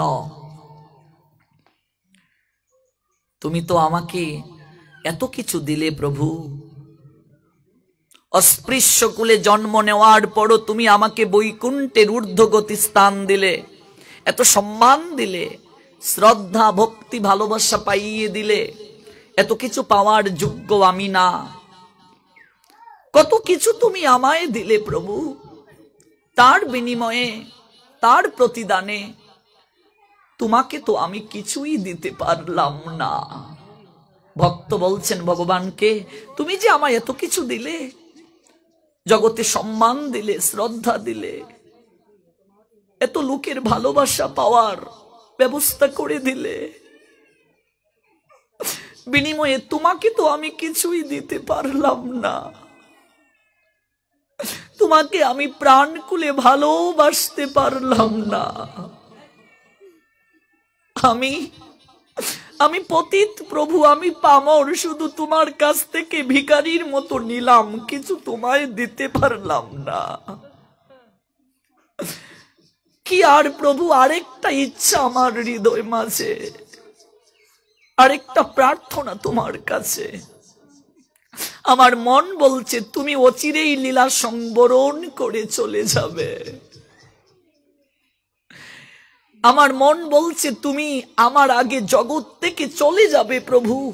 দেখিয়ে দিলেন মা, এই যে শ্রাদ্ধ বাসরে এই হরিদাস নির্জান পাঠ করতে হয়, এটার উদ্দেশ্য হচ্ছে শ্রাদ্ধ অনুষ্ঠান এমন একটা অনুষ্ঠান, প্রত্যেকটা মানুষের চেতনা যেন জাগ্রত হয়, আমাকেও একদিন সংসার থেকে চলে যেতে হবে, আমাকেও যেতে হবে। কেউ পৃথিবীতে এখানে বেঁচে থাকার জন্য সে আসে নাই। এই পৃথিবীতে কেউ চিরদিন থাকবে এটা হবে না মা, সবাইকে যেতে হবে। যাবে কি নিয়ে? এই বাড়িটা পড়ে থাকবে, এই কাপড়টাও পড়ে থাকবে, দেহটা পড়ে থাকবে। যাবে কি নিয়ে? সংসারে যদি সৎ কর্ম করো, ভজন করো, এটাই কেবল যাবে, আর কিচ্ছুটি যাবে না। ভাই বন্ধু আত্মীয় জনে পাশে থাকবে, তোমায় ঘিরে কেউ দেখবে না কোথায় যাবে, কেউ দেখবে না, সবাই চেয়ে থাকবে, হা হা হুতাশ করবে, কাঁদবে। ওই কান্নাটাও চিরদিনের কান্না নয়, একদিন কাঁদবে, দুদিন কাঁদবে, 3 দিন পর আর কাঁদবে না। দিনে দিনে মাস যাবে, মাসে মাসে বছর যাবে। আজ যার জন্য কাঁদে, ভুল করে একদিন তার কথা আর মনে করবে না। এই জন্য মহাপ্রভু সচি মাকে বলেছিলেন, মা মাগো তুমি নিমাই নিমাই বলে কাঁদছো তোমার পুত্র বলে, নিমাই নিমাই বলে না কেঁদে একবার তুমি কৃষ্ণ কৃষ্ণ বলে কাঁদো। শ্রীবাসীর পুত্র মালিনীকে বলেছিলেন, মা আমার জন্য না কেঁদে একবার তুমি গৌর বলে কাঁদো, নিতাই বলে কাঁদো। কি শিক্ষা দিলেন? কান্নাটাও যেন কৃষ্ণের জন্য হয়, তাহলে তোমার সমস্ত দুঃখ, তোমার সমস্ত হৃদয়ের ময়লা আবর্জনা ধুয়ে মুছে পরিষ্কার হয়ে যাবে। সংসারে মা মরলে কাঁদি, বাবা মরলে কাঁদি, ভাই বন্ধু আত্মীয় স্বজনের বিরে হয়ে কাঁদি। কজন লোক আছে বলে গৌর বলে নিতাই বলে কাঁধে? কজন লোক আছে? না কাঁদলে মা সন্তানকেও দুধ দেয় না। এত সহজ নয় কৃষ্ণ কৃপা পাওয়া। এত কিছু তুমি আমায় দিলে, আরেকটা প্রার্থনা প্রভু। এই প্রার্থনাটা হরিদাস করে দেখালেন। সংসার থেকে তুমি যাবে কিভাবে, তোমার কি প্রার্থনা হওয়া উচিত ভগবানের কাছে? প্রভু মোর লয়ে চিত্তে সেই লীলা প্রভু মুরে কবু না দেখাইবা, আপনার আগে মোর শরীর পারিবা। প্রভু আমার একটা প্রার্থনা, আমার মন বলছে তুমি জগৎ থেকে চলে যাবে। গৌর হরিকে বলছেন মহাপ্রভুকে, প্রভু তোমার আপন ভুবনে তোমার কোটি কোটি ভক্ত তো আছে, সবাই তোমায় ভালোবাসে, আমি ম্লেচ্ছ, নিম্ন কুলে, ছোট কুলে জন্ম নিয়েছি। 500 বছর আগে জাত বর্ণ এগুলো খুব বেশি ছিল, কিন্তু মহাপ্রভু এসে এগুলোকে দূর করে দিলেন। যেই বজে সেই বড় অবক্তহীনচার, কৃষ্ণ ভজনে নাই জাতি কুলাদি বিচার। প্রভু, আমার মন বলছে তুমি অচিরেই লীলা সংবরণ করে চলে যাবে। এই সংসারে তোমার কোটি কোটি ভক্ত আছে, ওরা সবাই তোমাকে প্রাণ দিয়ে মন দিয়ে ভালোবাসে। এত ভক্তের বীরে আমি হয়তো নগণ্য, কত ভক্ত তোমার। কিন্তু প্রভু, আমার হৃদয়ে এটাই কেবল ইচ্ছা, তুমি যদি আমার আগে চলে যাও। মহাপ্রভুকে বলছেন, তুমি যদি আমার আগে চলে যাও। প্রভু, তুমি আমার আগে চলে গেলে, আমি মারা গেলে আমাকে অস্পৃশ্য বলে কেউ দেহটা পর্যন্ত স্পর্শ করবে না। প্রভু, আমি কেবল তোমাকে ভালোবেসে, আমি কেবল তোমাকে ভালোবেসে সব কিছুকে পরিত্যাগ করেছি। শিশুকালে মা বাবা সবাইকে হারিয়েছি। হরিদাস শিশুকালে মা বাবা সবাইকে হারিয়েছেন।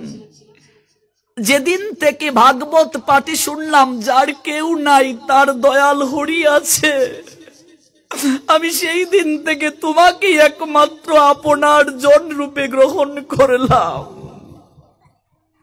তুমি না বলছো যার জগতে কেউ নাই তার তুমি আছো, তাহলে তুমি কি করে আমার আগে আমাকে রেখে জগৎ থেকে চলে যাও? তুমি চলে গেলে আমার কি করে উদ্ধার হবে? এখানে দেখিয়ে দিলেন হরিদাস ঠাকুর, এই জগতে যার ছেলে নাই মেয়ে নাই, যারা সন্তান পায় নাই, তাদের কি করে উদ্ধার হবে? মহাপ্রভু দেখালেন যার কেউ নাই সে যদি আমাকে সন্তান পাবে, আমি তার পারের কান্ডারি হব। প্রভু, তুমি না বলেছিলে যার কেউ নাই তার হরি আছে, তো তুমি আমার আগে যদি চলে যাও, আমাকে আমাকে কে ভালোবাসবে? আমাকে কে উদ্ধার করবে? সেই লীলা প্রভু মুরে কবু না দেখাইবা, আপনার আগে মোর শরীর পারিবা। হৃদয়ে ধরিম তোমার কমল চরণ, নয়নে দেখিব তোমার চাঁদ বদন, জিহ্বায় উচ্চারিব তোমার শ্রীকৃষ্ণ চৈতন্য নাম, এই মতো মোর ইচ্ছা ছাড়িমু পরাণ। আমার ইচ্ছা কি জানো প্রভু? এই নয়ন দ্বারা যেন তোমার চন্দ্র বদনকে আমি দর্শন করতে পারি। এই বক্ষের মাঝে যেন তোমার দুটি কমল, কমল মানে পদ্ম, পদ্মের নিয়ায় যে চরণ অত্যন্ত সুকুমল, এই পদ্মের নিয়ায় সুকুমল চরণকে যেন আমার বক্ষের মাঝে আমি স্থাপন করতে পারি প্রভু। নয়নে দেখিব তোমার চন্দ্র বদন, এই দুটি চোখ দ্বারা যেন তোমার অপূর্ব, অপূর্ব সেই বিগ্রহ, অপূর্ব রূপ মাধুরীকে আমি দর্শন করতে পারি। হৃদয়ে মাঝে যেন তোমার সেই কোমল থেকে সুকোমল চরণ দুটিকে স্থাপন করতে পারি। জিহ্বায় শ্রীকৃষ্ণ চৈতন্য নাম, ওই মধুর কৃষ্ণ নামকে যেন একবার উচ্চারণ করতে পারি। আর কি ও প্রভু, আমার যেদিন অন্তিম সময় হবে, অন্তিম সময় কখন মা? যেদিন সংসার থেকে চলে যাবে। রাধারানী সখীদেরকে বলেছিলেন, সখীরে, ওরে ললিতা বিশাখা, সখীরে, আমার যেদিন জগৎ থেকে যাওয়ার সময় হবে, এই পিঞ্জর থেকে যেদিন পাখিটা যাওয়ার জন্য সখীরে ছটপট করবে, সখীরে যমুনা তটি নিকুলে খেলি কদম বেড়ো মূলে, মুড়ে লয়ে চল রে তোরায়। সখীরে তোরা শীঘ্র করি আমার দেহটাকে যমুনা তটি নিকুলে খেলি কদম বেড়ো মূলে নিয়ে যাবি। ও অন্তিমের বন্ধু হয়ে। অন্তিমের বন্ধুকে, অন্তিমের বন্ধু মনুসংহিতা বলছে এই জগতের বুকে অন্তিমের বন্ধু হচ্ছেন শ্মশান বন্ধু, যারা আপনাকে স্কন্দে চাপিয়ে কৃষ্ণ নাম করে করে কীর্তন করে করে যারা শ্মশানে নিয়ে যায়, তারা হচ্ছেন অন্তিমের বন্ধু। অন্তিমেরও বন্ধু হয়ে যমুনা মৃত্তিকালয়ে সখী মুর লেপ সর্বগায়। সখীরে, যমুনা থেকে মৃত্তিকালয়ে তোরা আমার সর্বশরীরে কি করবে সখী? শ্যাম নাম তদুপরি লিক সব সহচরী, তুলসী মঞ্জুরি দিও তায়। যমুনা থেকে মৃত্তিকালয়ে তোরা সর্বাঙ্গে কৃষ্ণ নাম শ্যাম নাম লিখে দেবে। যমুনা মৃত্তিকালয়ে সখীগণ লেপমূর সর্বগায়। আর কি বললেন?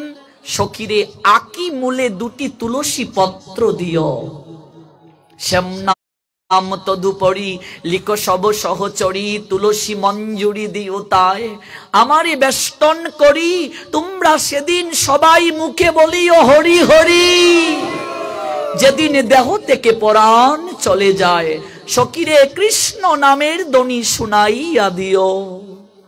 এই যে অন্তিমের অবস্থা, কৃষ্ণ নামের ধ্বনি শুনাইয়া দিও। মাগো, জীবন দশায় যদি কৃষ্ণ নামের অভ্যাস না করি, আমরা হরিনাম যদি অভ্যাস না করি, মৃত্যুর সময় আমাদের কর্ণমূলে যদি কৃষ্ণ নাম হরিনাম দেওয়া হয়, কজনের চেতনা থাকে মা? জীবন দশায় যদি আপনি অভ্যাস না করেন, তাহলে তো শেষের দিনে আপনার চেতনা নাও থাকতে পারে। চেতনা তো সবার থাকে না। এই জন্যই তো শ্রীমদ্ ভগবদ গীতায় 18টা অধ্যায়ের মাঝে একটা অধ্যায়ের নাম হচ্ছে অভ্যাস যোগ। আপনাকে অভ্যাস করতে হবে। 24 ঘন্টার মাঝে কিছুটা সময় ভগবানের জন্য রাখতে হবে। একটু বসো না সংসারের কোলাহল থেকে। এই যে আমরা 2 ঘন্টা সময়ের জন্য বসছি হরি কথা শুনতে, একটু ঠাকুর বসো না 1 ঘন্টার জন্য, একটু তার সঙ্গে সম্পর্ক স্থাপনের চেষ্টা করো। কানেকশন যদি না থাকে কি করে হবে বলো? সারা জীবন তার সঙ্গে কোনো সম্পর্ক থাকলো না, শেষের দিনে তিনি কি আসবেন আমাকে উদ্ধার করতে? হ্যাঁ, তার সঙ্গে সম্পর্ক না থাকলে তো আমার জন্য তিনি আসবেন না।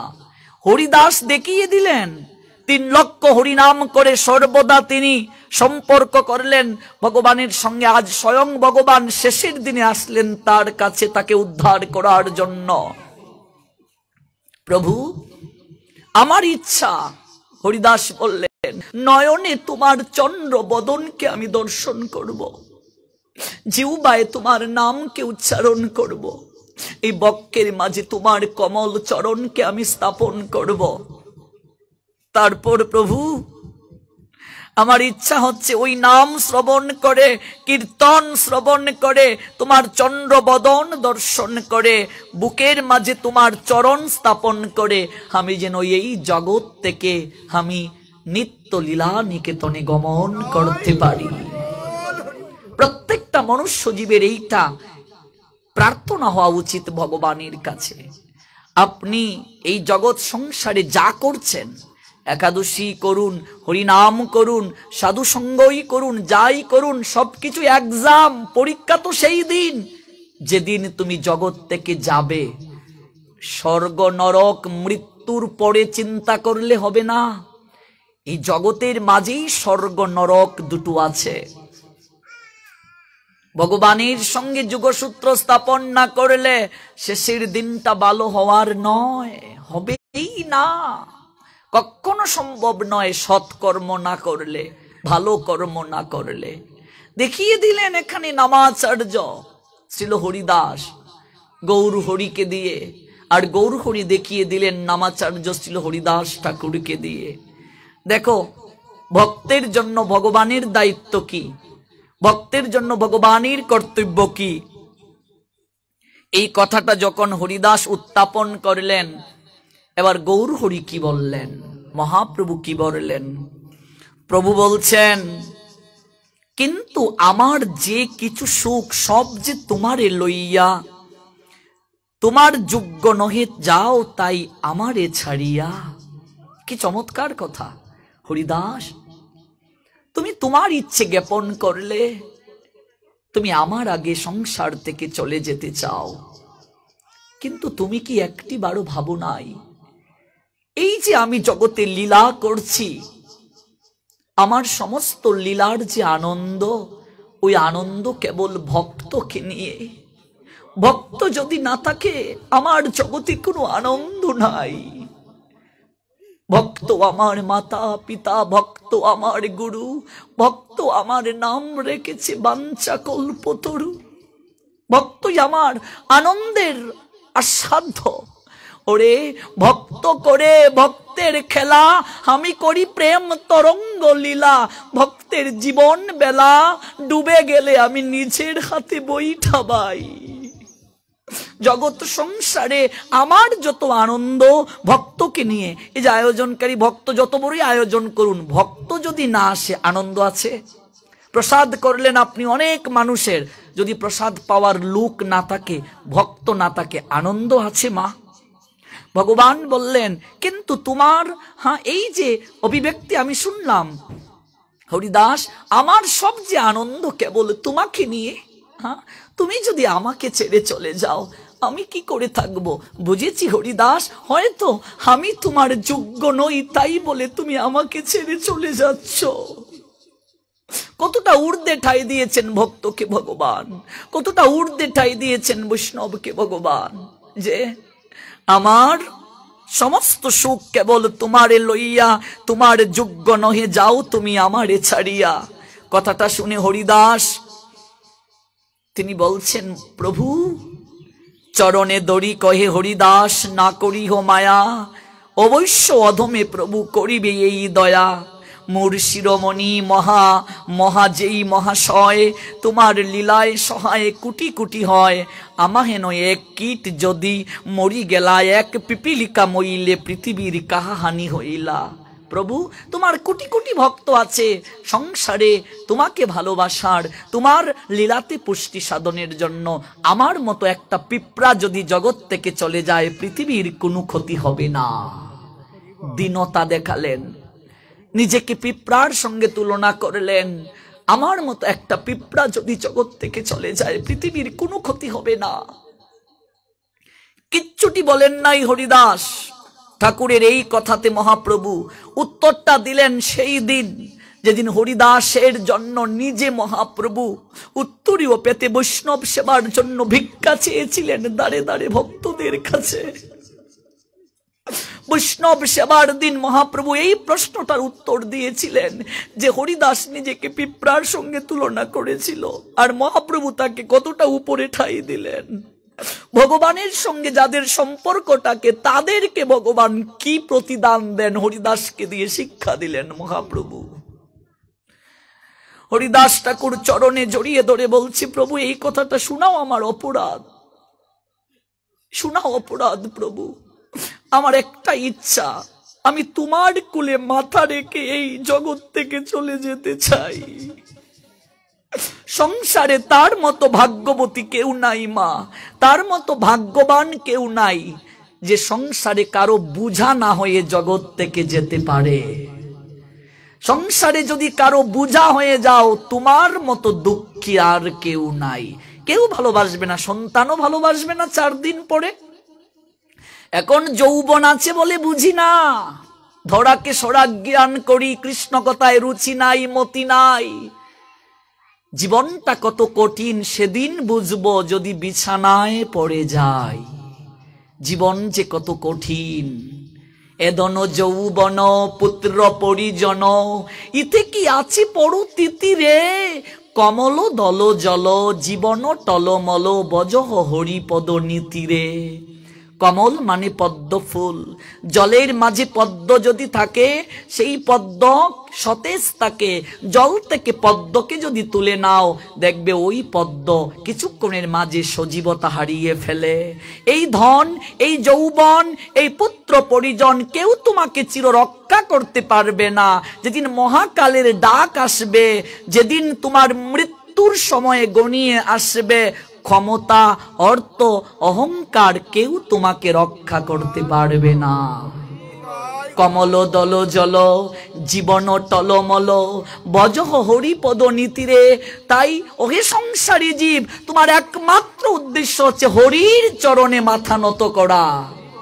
চাকরি করো, ব্যবসা করো, সব করো, কিচ্ছুই তো বাদ দেওয়া যাবে না। সংসারে টিকে থাকতে গেলে চাকরিও করতে হবে, ব্যবসাও করতে হবে, কিন্তু মনটা যেন ভগবানের চরণে থাকে। সংসারের কাজ করছো, মনটা যেন ইষ্টের প্রতি থাকে। কর্মণীয়ব অধিকারতে মহাফলেষু কদাচন মা কর্ম ফল হেতু বুমাতে সঙ্গস্ত কর্মাণি। বৃত্ত অঙ্কন করতে চাইলে বিন্দু নিতে হবে, বিন্দু ছাড়া বৃত্ত অঙ্কন করা যাবে না। সংসারে আনন্দ পেতে চাই, আনন্দময়ের সঙ্গে সম্পর্ক না থাকলে আনন্দ পাওয়া যাবে? সুখী হতে চাই, সুখময়ের সঙ্গে সম্পর্ক নাই, সুখ পাবো কি করে? মেইন তারের সঙ্গে যদি সংযোগ না দাও, লাইট জ্বলবে না, ফ্যান চলবে না, চলবে না। সংসারে সব কাজের রুটিন থাকে, স্বামী স্ত্রী, সন্তান সন্ততি, আত্মীয় স্বজন একে অপরকে সময় দেয়। চাকরি করলে চাকরির জন্য সময় থাকে, ব্যবসার জন্য সময় থাকে, সাধু সঙ্গ আর কৃষ্ণ ভজনের জন্য সময় নাই, সময় নাই। সংসারে প্রতিটা মানুষ ছুটে দিন থেকে রাত পর্যন্ত একটু ভালো থাকার জন্য, সুখে থাকার জন্য। সারা বাংলায় ঘুরে বেড়াই, আজ পর্যন্ত প্রকৃত সুখী কাউকে খুঁজে পেলাম না। কেউ বলল না আমি সুখী, চির সুখী। কারণ সংসারটা সুখের জায়গাই না, সুখ পাবে কি করে? এটা তো সুখের জায়গা নয়। আমরা সংসারে সুখী যদি হতে চাই, কৃষ্ণকে বাদ দিয়ে সুখী হতে পারবো না, ভগবানকে বাদ দিয়ে সুখী হতে পারবো না। এই দেহ যতদিন থাকবে চাহিদা শেষ হবে না। দেহের মাঝে প্রাণ যতদিন পর্যন্ত থাকবে চাহিদা শেষ হবে না। ওই সংসারে থেকেই ভগবানকে চিন্তন করতে হবে। যশোমতী মা, নন্দ মহারাজ তার স্বামী থেকেও গোপালকে বেশি ভালোবাসতেন। নন্দ মহারাজ তার স্ত্রীর থেকেও ভগবান গোপালকে বেশি ভালোবাসতেন। দেখিয়ে দিলেন নিজের সন্তান থেকেও বেশি ভালোবাসা ভগবানকে দিতে হবে, নিজের স্ত্রী থেকেও বেশি ভালোবাসা ভগবানকে দিতে হবে, নিজের স্বামী থেকেও ভগবানকে বেশি ভালোবাসতে হবে। আমরা তো নিজের সন্তানের যে ভালোবাসা দেই সন্তানকে, ওই ভালোবাসাটাও ভগবানকে দেই না। নিজের স্বামীকে যতটা ভালোবাসি তার এক অংশও ভগবানকে ভালোবাসি না। নিজের স্ত্রীকে যতটা ভালোবাসি তার এক অংশও ভগবানকে ভালোবাসি না। তাহলে আমাদেরকে কৃপা ভগবান কি করে করবে? ভেবে দেখো। কি দেই ভগবানকে? প্রতিদিন একটু চিনি, মিশ্রি আর বাতাসা, আর এতটুকু প্লেট, ছোট্ট ছোট্ট থালা, কি দেই ভগবানকে? সপ্তাহে একটা দিন লাড্ডু গোপালকে, মাসে একদিনও তো অন্ন ব্যঞ্জন দেয়া হয় না। এই চিনি আর মিষ্টি বাতাসাকে ভগবান আমার ঘরে থাকবে? তার খাবারের অভাব? আমি আমার সন্তানকে যদি প্রতিদিন চিনি মিষ্টি বাতাসা দেই, সন্তান মা বলেই ডাকবে না, বলবে জন্ম দিয়েছ খাওয়াতে পারো না। আর ওই চিনি মিষ্টিকে তোমার গোপাল তোমার ঘরের অমঙ্গল দূর করবে? এত সহজ? বাজারের সবচেয়ে কম দামি ফল কলা খেয়ে ভগবান তোমার সংসারের অমঙ্গল দূর করবে? হবে না মা। মনটাকে বড় করতে হবে। এই কাপড়ও জগতে নিয়ে আসি নাই গো লজ্জা নিবারণের। যাব যেদিন এটাকে রেখেই যেতে হবে তোমায়, কিচ্ছুটি নিয়ে যেতে পারবে না, কিছুই যাবে না। যাবে কেবল সৎ কর্ম। আজকের দিনের মতো যতটা দিন সাধু সঙ্গ করেছো, এই রকম সঙ্গ তোমার জীবনের ব্যাংকে জমা হয়ে থাকবে। ধর্মরাজ যমের দুইটা চর, একটা চিত্রগুপ্ত একটা বিচিত্রগুপ্ত। তুমি কি কি ভালো কাজ করলে, কি কি মন্দ কাজ করলে সব লেখা হয়। প্রজেক্টর যেভাবে আমরা চালিয়ে দেখি, এইভাবে সব দেখানো হবে। দেখো তুমি জীবনে কি করেছো, দেখো জীবনে কি কি খারাপ করেছো, ভালো কি করেছো। তারপর আইডেন্টিফাই হবে ভালো কর্ম কি মন্দ কি, তারপর তোমাকে সেই অনুযায়ী পুরস্কার দেয়া হবে। এটা তো মৃত্যুর পরে। জীবন দশাতেই তো নরক যন্ত্রণা ভোগ করতে হয়। আধ্যাত্মিক, আদি ভৌতিক, আদি দৈবিক, তিনটা নরক যন্ত্রণা সবাইকে পেতে হয়। আধ্যাত্মিক যে দুঃখগুলো মানুষ কর্মানুযায়ী নিয়ে আসে, কেউ পঙ্গু হয়ে জন্ম নিল, কেউ অন্ধ হয়ে জন্ম নিল, কেউ কালো, কেউ ফর্সা, এমন একটা পরিবারে জন্ম নিল, স্বামী স্ত্রীতে মিল নাই, সন্তান মা বাবা বলে ডাকে না, গায়ে হাত তুলে বৃদ্ধাশ্রমে পাঠিয়ে দেয়। এমন একটা পরিবেশে জন্ম নিল, সেখানে ধর্মকর্ম প্রতিপালন করতে পারে না, সম্মানের সঙ্গে থাকতে পারে না। যদি এটাও দুঃখ না হতো, আমরা সবাই বৃন্দাবনে কেন জন্ম নিলাম না, নবদ্বীপে কেন জন্ম নিলাম না, পুরী ধামে কেন জন্ম নিলাম না, অযোধ্যা ধামে কেন জন্ম নিলাম না, এরকম পরিবেশে কেন? এটাও কর্মানুযায়ী। কর্মের কারণে মানুষ এরকম পরিবার পায়, মা বাবা পায়। নাইলে জন্মের পরই কেউ সোনার চামচ নিয়ে জন্ম নিচ্ছে, কেউ দুবেলা খেতে পায় না কেন মা? এটাও তো কর্মানুযায়ী। ভগবান তো পক্ষপাতিত্ব করেন না। আদি ভৌতিক, অন্য জীব থেকে যে দুঃখ পাওয়া, রাস্তা দিয়ে হেঁটে যাচ্ছ, অ্যাক্সিডেন্টে তোমার পা একটা ভেঙে গেল, তুমি প্রস্তুত ছিলে না, ঠাটা পড়ে গেল তোমার উপরে, বজ্রপাতে পড়ে গেল, প্যারালাইসিস হয়ে ঘরে বসে রইলে, পঙ্গু হয়ে ঘরে বসে রইলে, এই যে দুঃখ সবাই পাচ্ছে। ডায়াবেটিস, সুগার, ক্যান্সার, এই জড় দেহে রোগের অভাব নেই, এগুলোও তো দুঃখ। প্রত্যেক দিন দুঃখ পেতে হচ্ছে। এগুলো কি নরক যন্ত্রণা নয়?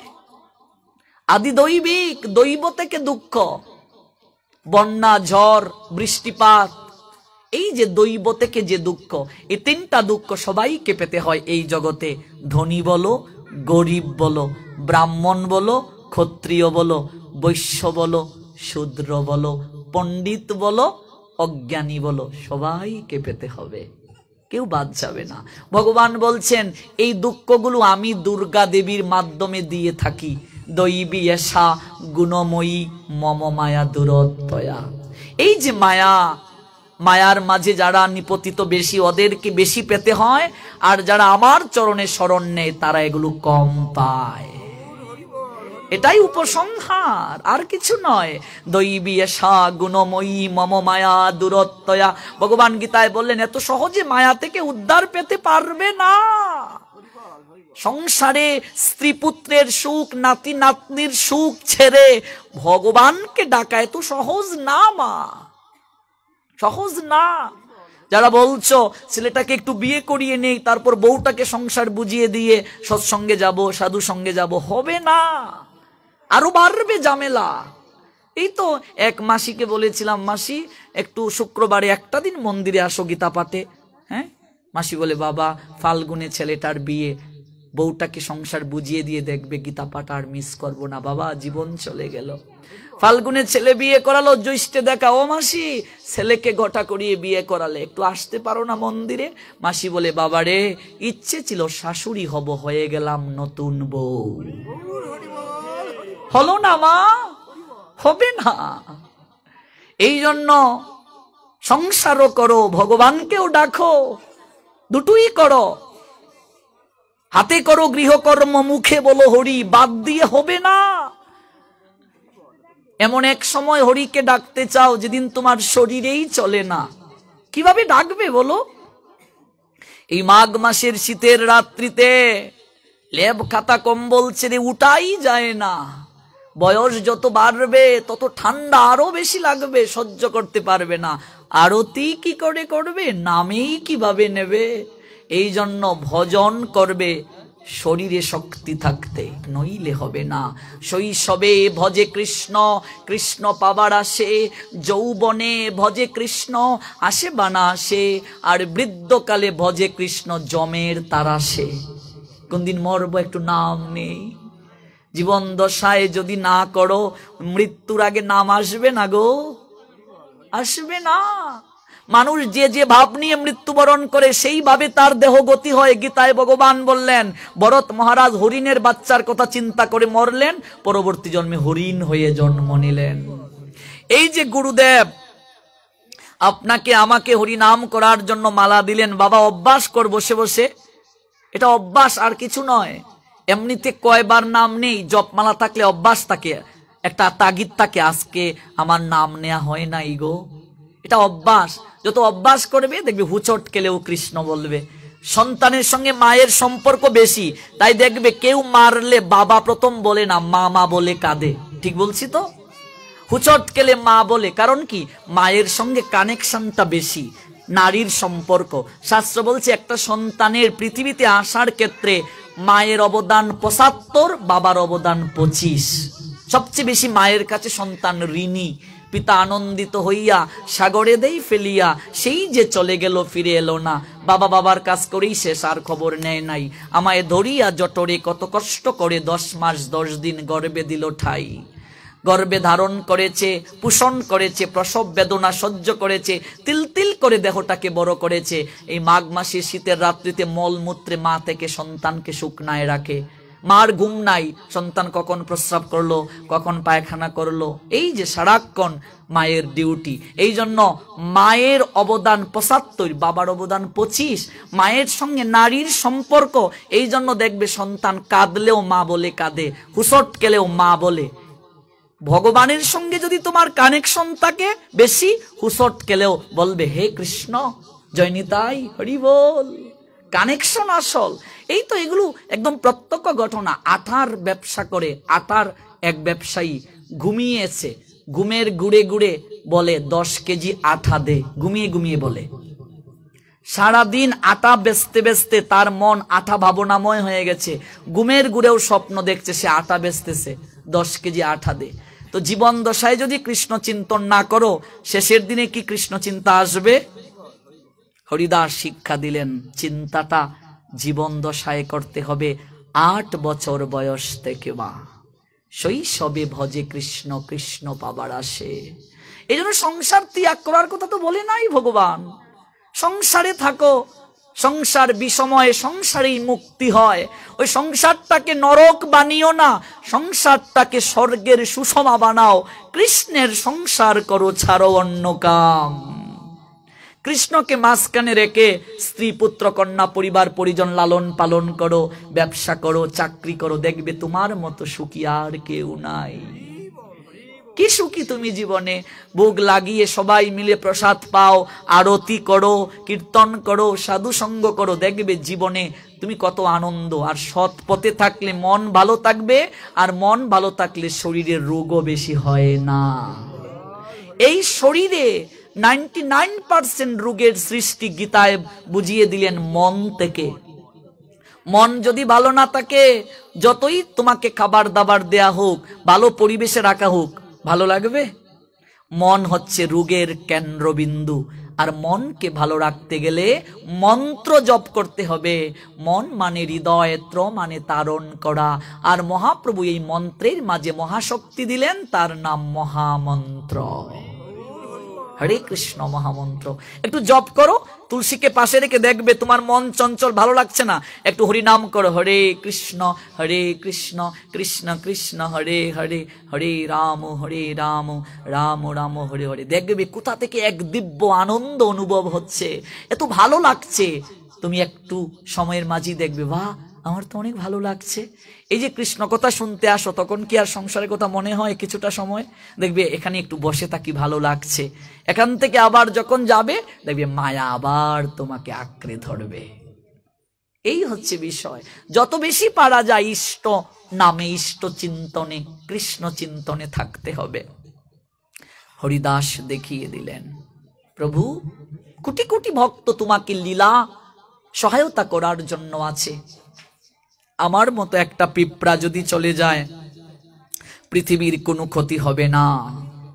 মহাপ্রভু কিছুই বলেন নাই, এই উত্তর দিলেন বৈষ্ণব সেবার দিন। এবার প্রভু হরিদাসের ইচ্ছা পূরণ করছেন। ভক্তের ইচ্ছা ভগবান পূরণ করেন। কিভাবে পূরণ করলেন?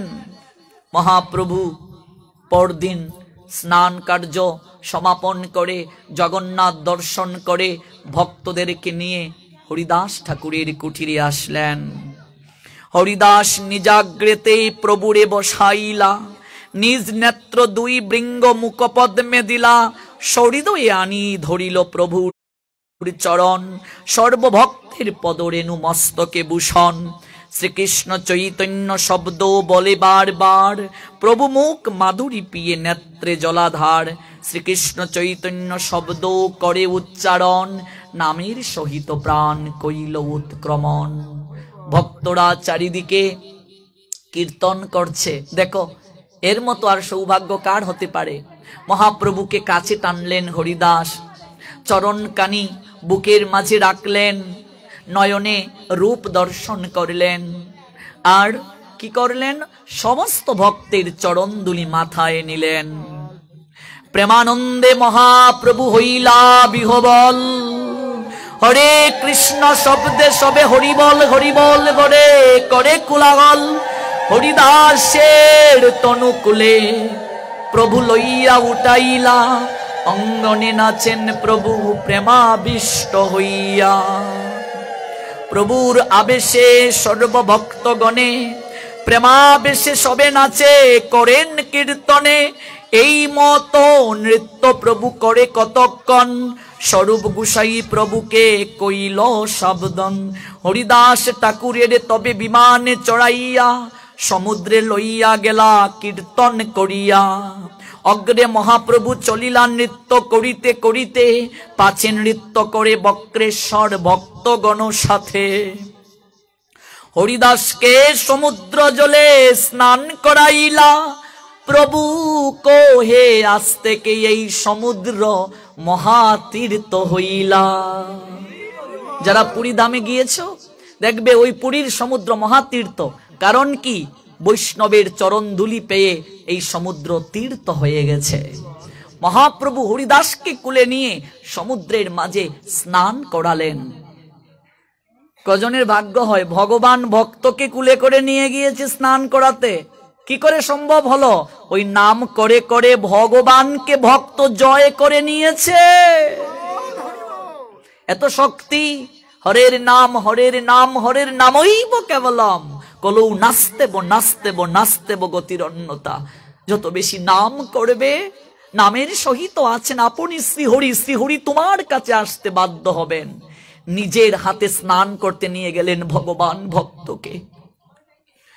সমস্ত চোখ থেকে ভক্তগণের জল ঝরঝর করে পড়ছে আর বলছে, আহারে হরিদাসের মতো ভাগ্য কজনের হয়।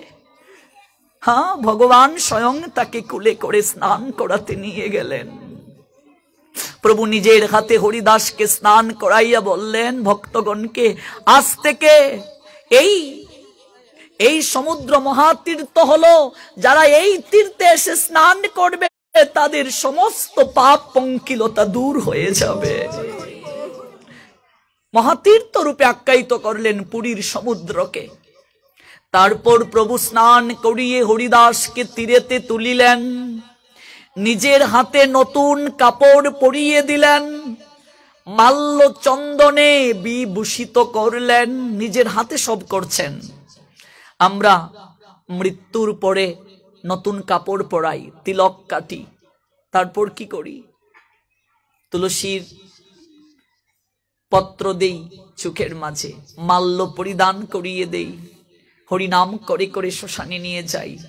জীবন দশায় যদি না করি নাম, মরার পরে মরা বেটাকে হরিনাম শোনালে কি কানে যাবে মা? জীবন দশায় তিলক না কাটলে মরা বেটাকে তিলক কাটলে লাভ হবে? জীবন দশায় করতে হবে এগুলো। মহাপ্রভু নিজে দেখিয়ে দিলেন, সর্বাঙ্গে বৈষ্ণবীয় ভূষণে ভূষিত করে। আজ প্রভু সমস্ত ভক্তগণকে বললেন, তোমরা কীর্তন করো, হরিনাম করো। হরিদাসের পাদুদক পিয়ে ভক্তগণ, বৈষ্ণব কতটা গুরুত্বপূর্ণ। হরিদাসকে যে স্নান করালেন, এই জল ভক্তগণ পান করছে, তুমি কত ভাগ্যবান হরিদাস। ভগবান স্বয়ং তোমাকে সদ্গতি করে দিলেন। চারিদিকে ভক্তগণ করেন কীর্তন, বক্রেশ্বর পণ্ডিত করেন আনন্দে নর্তন।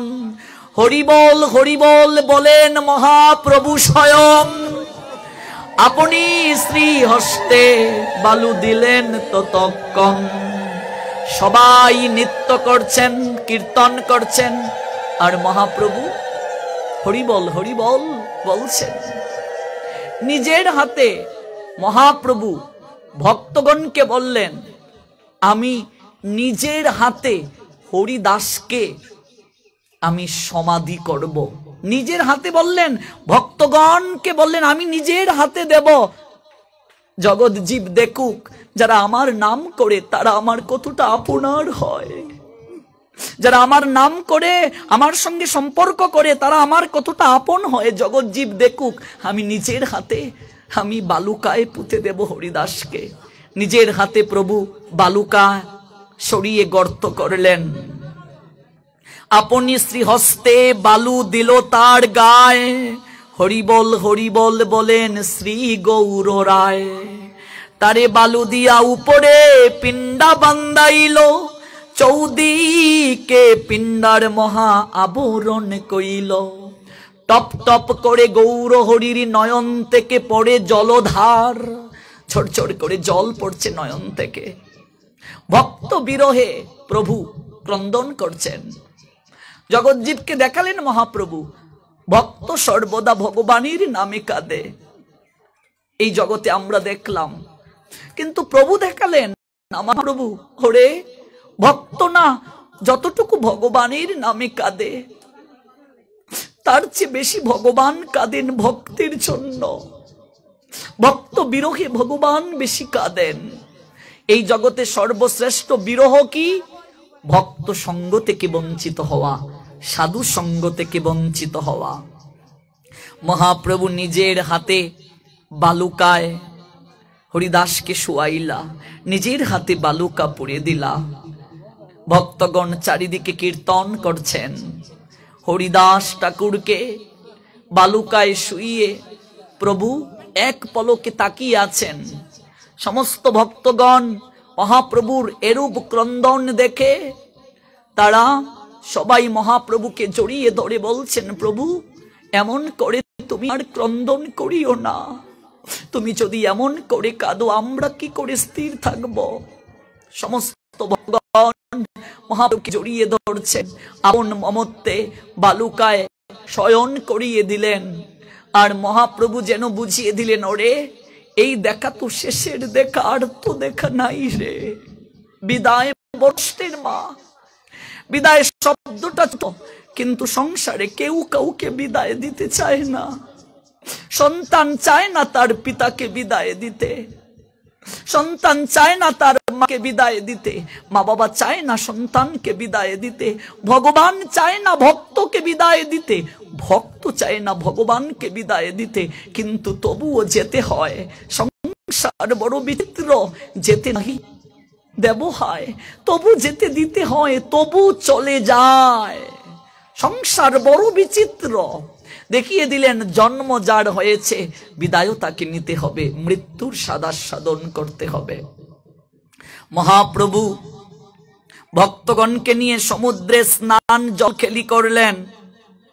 তারপর এখানেই শেষ নয়, দাঁড়ে দাঁড়ে পশারীদের কাছে, জগন্নাথ মন্দিরের সিংহ দ্বারে যে সকল দোকানিরা বসে, পশারীরা বসে, তাদের কাছে গিয়ে মহাপ্রভু সংকীর্তন কোলাহল সমস্ত নগরে, হরিদাসে প্রদক্ষিণ করিয়াইলা সিংহ দ্বারে, আচল পাতিয়া প্রসাদ মাগিল তোতায়। মহাপ্রভু উত্তরীয় পাতলেন, পশারীদের কাছে গিয়ে উত্তরীয় পেতে ভিক্ষা চাইলেন। ওগো তোমরা কে কোথায় আছো? আমার হরিদাস ঠাকুরের বৈষ্ণব সেবার তরে আমাকে কিছু ভিক্ষা প্রদান করো। দেখো, ভগবান ভক্তের জন্য ভিক্ষা চাইলেন।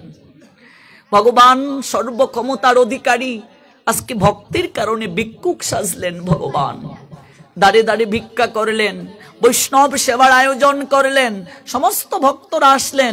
মহাপ্রভু নিজের হাতে ভক্তদেরকে প্রসাদ বন্টন করলেন। ভক্তরা বললেন, প্রভু তুমি গ্রহণ করবে না? প্রভু বললেন, কারো বাড়িতে যদি অনুষ্ঠান হয়, সেই গৃহকর্তা কি সবাইকে না খাইয়ে প্রথমে খেয়ে নেয়? হরিদাস আমার প্রাণের ধন, ভক্ত আমার প্রাণের ধন, আমি নিজের হাতে পরিবেশন করব। সেই জায়গায় প্রভু হরিদাস ঠাকুর বৈষ্ণব কতটা চূড়ামণি ছিলেন জগৎকে দেখালেন। সবার নিকটে প্রভু আকুতির স্বরে বললেন, হরিদাস আছিল পৃথিবীর শিরোমণি, তাহা বিনা আজ শূন্য হইল মেদিনী। হরিদাস বলেছিলেন, আমার মতো একটা পিঁপড়া চলে গেলে পৃথিবীর কোনো ক্ষতি হবে না। আর আজ মহাপ্রভু সবাইকে দেখিয়ে দিলেন, হরিদাস আছিল পৃথিবীর শিরোমণি, তাহা বিনা আজ শূন্য হইল মেদিনী। ভক্ত বৈষ্ণব যখন পৃথিবী থেকে চলে যায়, পৃথিবী রত্নকে হারিয়ে ফেলে। কাজেই এই ভক্ত বৈষ্ণবের মহিমা কীর্তন করলে ভগবান সবচেয়ে বেশি সন্তুষ্ট হন। আর আজকে আমরা এই চরণ সরকার মহাত্মনের আত্মার শান্তি কামনায় বৈষ্ণব চূড়ামণি হরিদাস ঠাকুরের নির্যান অতি সংক্ষেপে আমরা আস্বাদন করলাম। প্রেমের ঠাকুর শ্রী গৌর হরি যেন এই পলক আত্মাকে ভগবানের চরণ দানে বাদিত করেন। জয় জয় নিতাই গৌর সীতানাথ প্রেমানন্দে।